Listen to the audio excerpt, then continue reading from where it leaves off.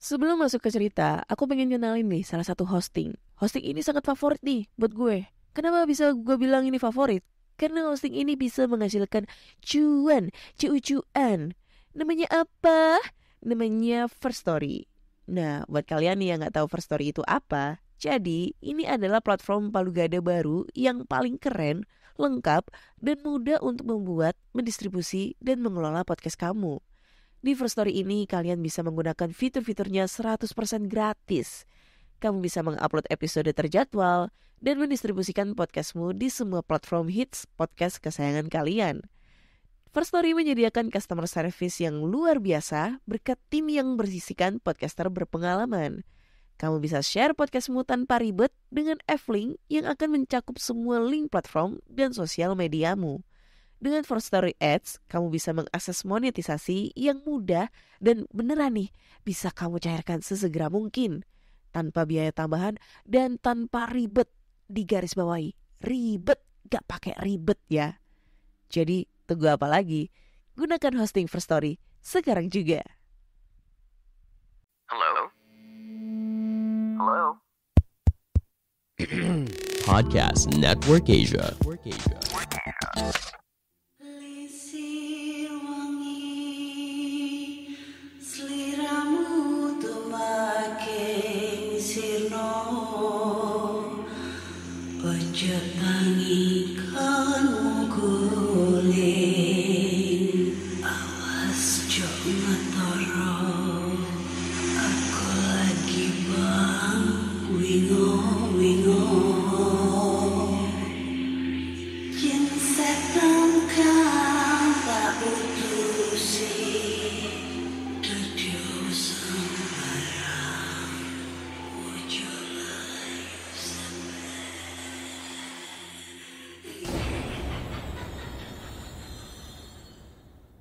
Hai Rek, ya apa kabar?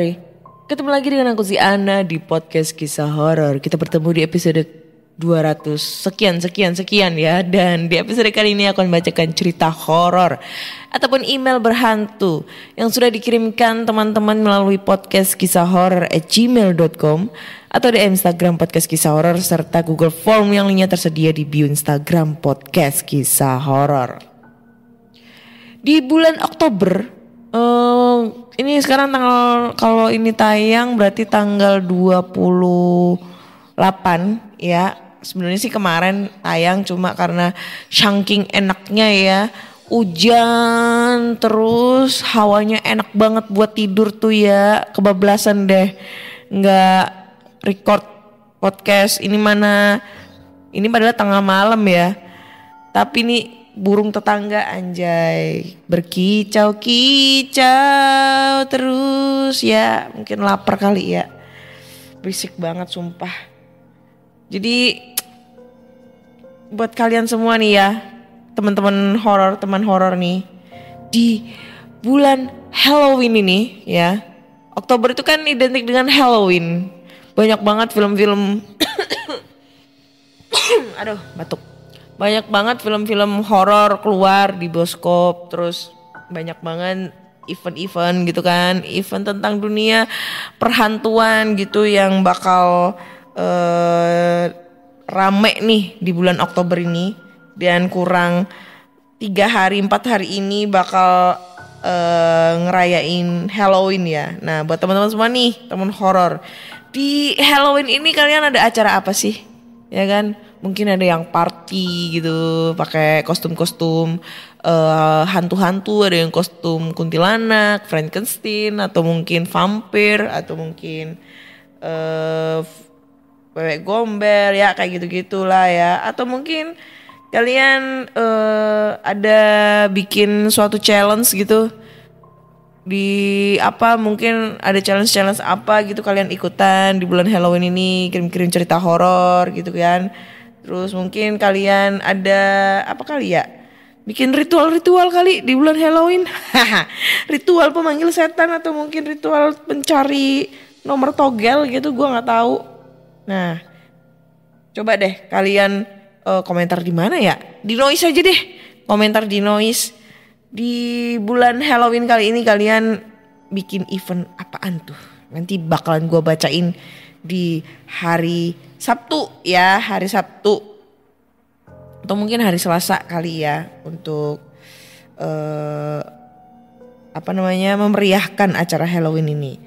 Nanti gue bakal ngasih merchandise ini buat kalian, merchandise ya yang pasti yang 5 dibikin giveaway, sisanya dijual ya, ini sudah mulai proses, udah mau jadi tungguin aja nanti di postingan Instagram gue bakalan jualan apa tuh ya, dibeli kakak ya. Oke. Tanpa berbasa-basi lagi, langsung aja kita bacain cerita horor nih ya. Dan cerita ini orang kenapa sih tengah malam riwi ya naik motor. Cerita pertama ini datang dari nggak ada namanya. Jadi judulnya adalah Pamali menyusui di luar rumah. Malam itu aku dan bayiku yang berusia sekitar 7 bulan sedang bermain dan bercengkrama dengan beberapa tetangga dekat rumah di bawah pohon serikaya. Aku yang memang dari selepas bersalin tidak mempercayai hal-hal berbau mitos pun tak menghiraukan ocehan segelintir orang yang acap kali mengatakan jangan menyusui anak di luar rumah. Awalnya bayiku merengek meminta bermain di salah satu rumah tetangga yang juga mempunyai bayi sama sepertiku. Namun selang beberapa menit ia merengek kembali dalam gendonganku, meminta dan menunjuk-nunjuk keluar rumah. Cup sayang, mau kemana? Itu kali ya. Pengen punya anak nih.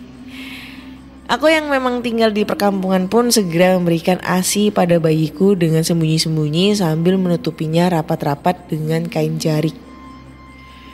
Sembari ku timang-timang, bayiku terus meronta dan menangis tanpa air mata hingga aku membawanya kembali ke bawah angkrik, tempat duduk dari bambu di bawah pohon serikaya.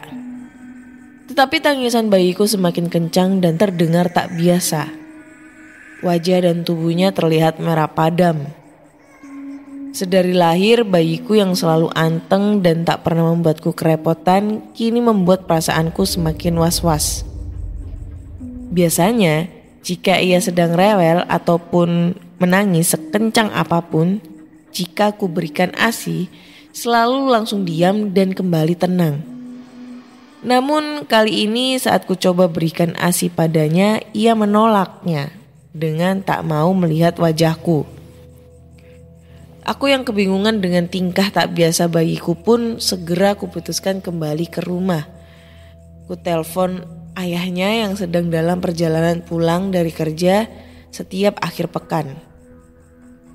Ibu dan bapakku yang sudah tertidur pun ikut bangun menenangkan bayiku yang masih saja meronta dan menangis tiap kali ku coba beri ASI supaya kembali tenang seperti sebelum-sebelumnya.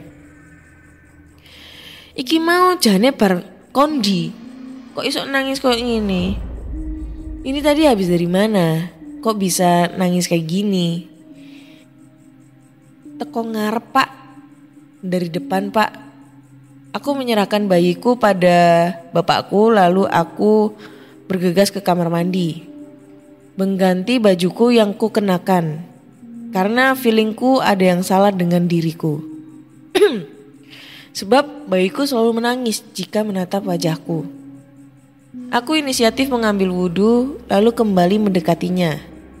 Ku bacakan sholawat atau doa-doa sebisaku kala itu. Ternyata tidak cukup sampai di situ. Ketika suamiku tiba di rumah pun, bayiku masih saja enggan ku gendong dan ku beri ASI. Bapak dan ibuku yang juga panik segera pergi ke rumah kiai dekat rumah untuk mendoakan supaya bayiku sedikit lebih tenang. Ojo dijak ning ratan to nek bengi. Sik cilik soale. Jangan diajak keluar malam di jalan ya, masih kecil soalnya. Setelah mengucapkan kalimat itu, Pak Kiai pulang. Bayiku yang awalnya selalu gelisah tiap kali ku dekati, kini sedikit lebih tenang, meski masih saja tak mau melihat wajahku, dan ku beri sumber kehidupannya. Malam itu, akhirnya bayiku dapat tertidur dalam pelukan ayahnya tanpa ku beri ASI. Keesokan harinya, meski tak sekeras kemarin reaksinya, bayiku masih saja menolak jika ku dekati. Dan di hari ketiga, akhirnya bayiku mau berdekatan denganku. Usut punya usut, ternyata tubuhku ketempelan wewek gombel yang sering berkeliaran di area sekitaran rumah. Sekian cerita dari aku, Kak. Semoga ini menjadi inspirasi buat ibu-ibu yang sedang menyusui. Kalau malam atau maghrib, jangan menyusui di depan rumah. Oke. Thank you banget buat ceritanya nih. Ini ceritanya selain seram juga buat edukasi nih ya buat para ibu-ibu. Gua masih belum jadi ibu nih karena belum nikah, biasa. Masih mencari cinta sejati nih ya. Cinta gue sebenarnya sama si Rio anjing itu. Ya sama si Rio. Tapi Rionya gak mau sama gue. Sedih ya. Anjay. Serem nih ceritanya ya. Dan gue baru tahu kalau semisalnya kalau kita nyusuin di waktu maghrib di depan rumah, itu bakal ketempelan wewek gombel. Nah, ini pengetahuan yang baru nih tentang dunia pergoipan ya. Yang setahu gue kalau misalnya kita pas waktu maghrib lagi di perjalanan atau mau keluar pas waktu maghrib, itu malah bikin celaka di jalan gitu. Atau mungkin kalau semisalnya ada anak kecil kalau keluar pas maghrib, nah itu baru diculik bebek gombel, katanya sih kayak gitu ya. Tapi kalau ini pengetahuan baru katanya kalau misalnya kita nyusuin di depan rumah atau di luar rumah dalam kondisi masih maghrib, itu si ibu bisa ketempelan wewek gombel. Wow, berarti mbaknya itunya panjang. Apanya tuh yang panjang? Oke, nih ya pokoknya diinget-inget nih buat teman-teman horor nih yang lagi menyusui atau mungkin lagi mau menjadi seorang ibu ya. Kalau waktu maghrib jangan nyusuin di depan rumah gitu. Walaupun si bayi lagi ngerengek-ngerengek minta keluar rumah, jangan diturutin gitu, bahaya. Apalagi kalau masih bayi itu rawan dengan kuyang gitu ya, katanya sih kuyang. Hati-hati dah pokoknya ya. Terima kasih buat si Mbak yang udah bercerita, gak tahu dari siapa namanya. Next, lanjut ke cerita berikutnya nih. Cerita berikutnya ini datang dari yang bernama siapa nih? Husni. Assalamualaikum warahmatullahi wabarakatuh. Perkenalkan, nama aku Husni, Kak. Jadi aku mau sedikit share pengalaman waktu jadi security di pabrik permen. Ya ceritanya real dari aku dan kebetulan aku juga masih baru jadi security sekitar 1 mingguan. Jadi waktu malam hari ya seperti biasa tugas security cek keadaan pabrik dan absen malam. Sekitar jam 1 lebih ada rolling ronda. Jadi aku kebagian di dalam pabrik buat cek dan absen malam. Ingat banget awal masuk pabrik emang udah agak serem. Karena kita cuma berdua dan itu pun dipisah buat cek sekitar. Awal masuk pabrik hawanya tuh udah ngerasa beda. Tapi aku coba maksain buat lanjut cek ya karena udah tugas dan itu kejadian yang paling aku ingat. Pas di bagian mesin aduk ada suara barang jatuh. Aku ngira cuma sebatas sisa-sisa permen dan itu jatuh berulang. Aku jadi kepo, terus aku coba ngedeket.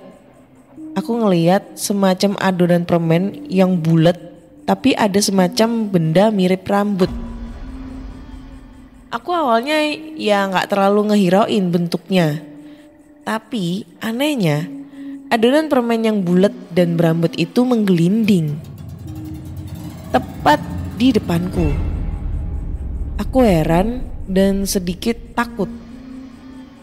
Aku beranikan diri buat dekat dan sambil baca-baca di dalam hati. Ketika aku tarik rambutnya, kepala itu berputar dan tersenyum seperti senyum jahat.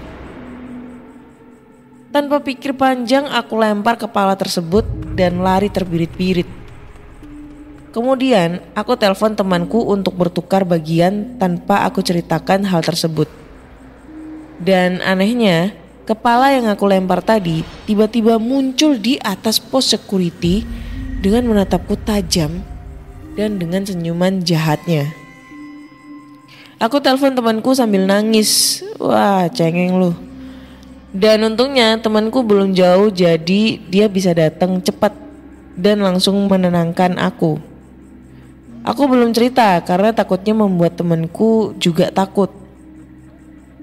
Aku beralasan karena sakit perut dan temanku juga seperti memaklumi dan mengizinkan untuk tukar bagian cek yang di posisi ini. Aku juga lagi halangan. Oh, cewek. Ya, karena tempat teman aku cek itu dekat kamar mandi. Sesaat aku rileks, aku kembali beraniin diri buat lanjut cek karena itu sudah tukeran bagian.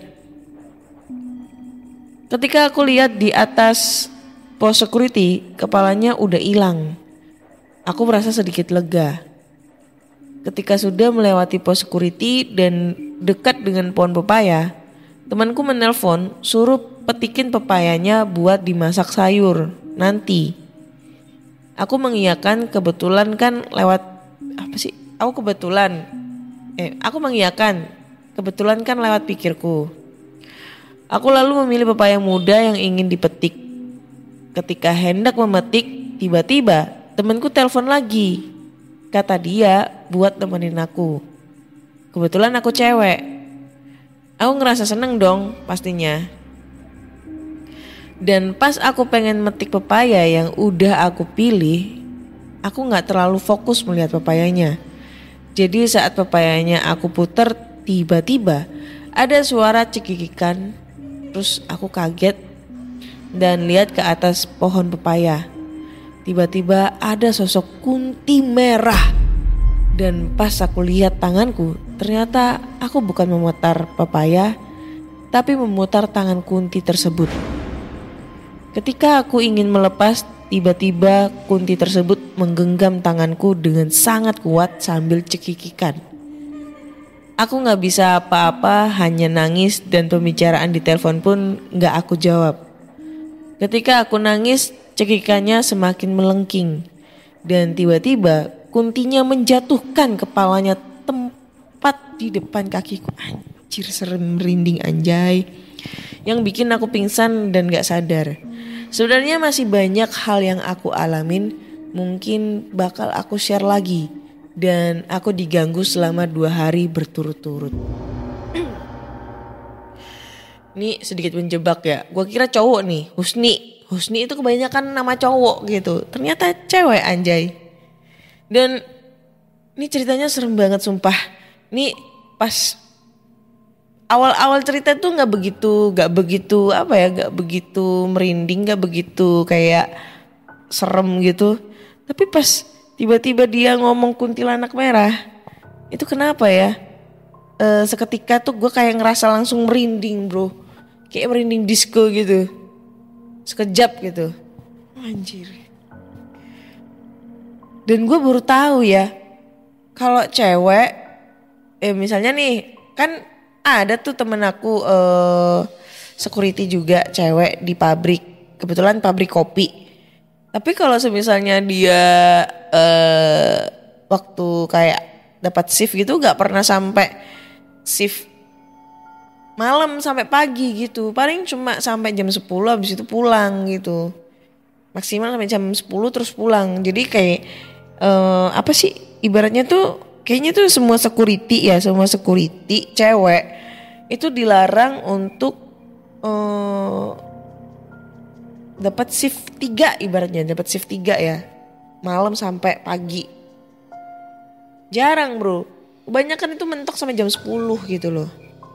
Nah ini mbaknya sampai pagi gitu. Baru tahu gue security pabrik sampai pagi. Dan itu serem anjir. Makanya itu anjir. Dan dia katanya lagi datang bulan coy. Makanya dihantuin kuntilanak merah. Ini jujur ya. Gue selama explore tempat terbengkalai. Gue masuk di lokasi itu 3 kali dalam keadaan datang bulan. Yang pertama gue explore di area waktu itu di daerah Kenjeran itu ada lokasi kayak hotel buat kayak gitu-gitulah. Tapi hotelnya hotel jadul coy.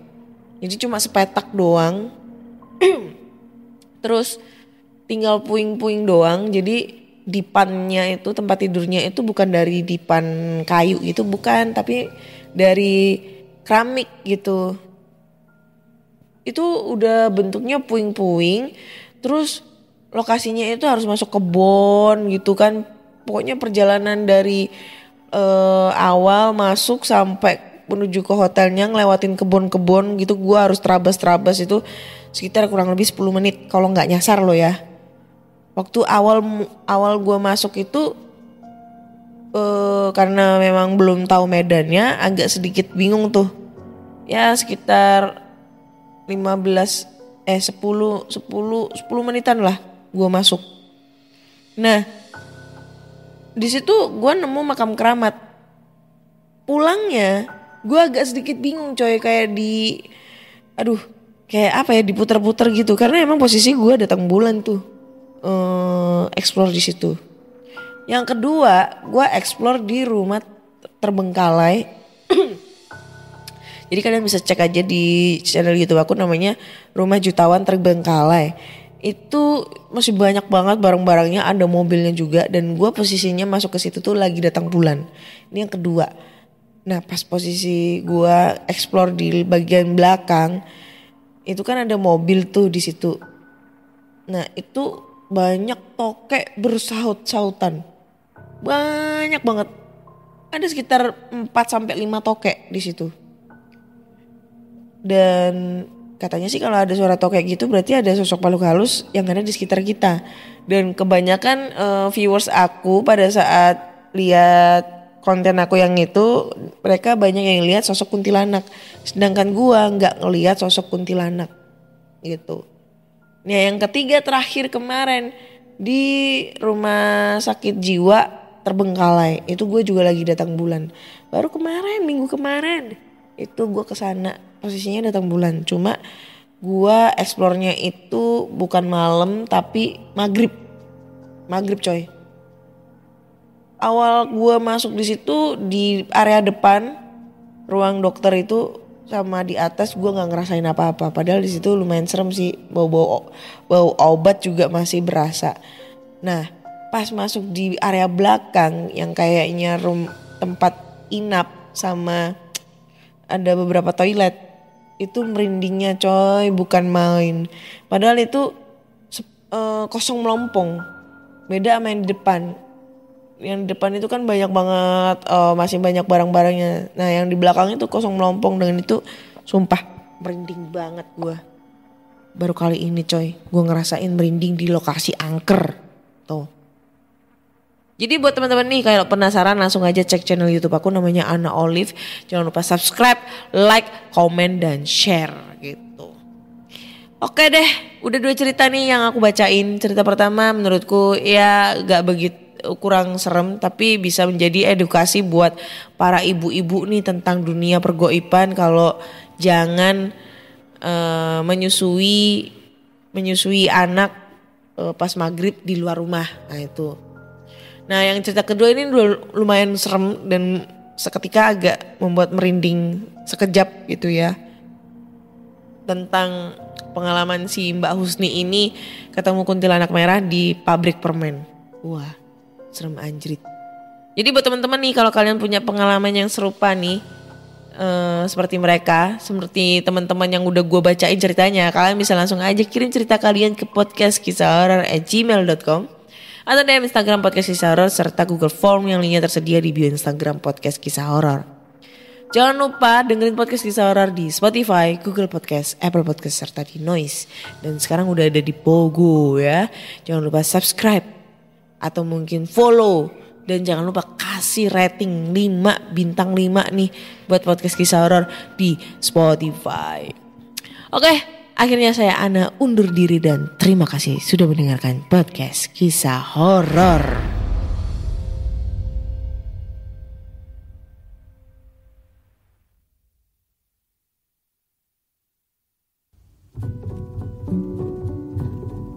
Pandangan dan opini yang disampaikan oleh kreator podcast, host, dan tamu tidak mencerminkan kebijakan resmi dan bagian dari Podcast Network Asia. Setiap konten yang disampaikan mereka di dalam podcast adalah opini mereka sendiri dan tidak bermaksud untuk merugikan agama, grup etnik, perkumpulan, organisasi, perusahaan, perorangan, atau siapapun dan apapun.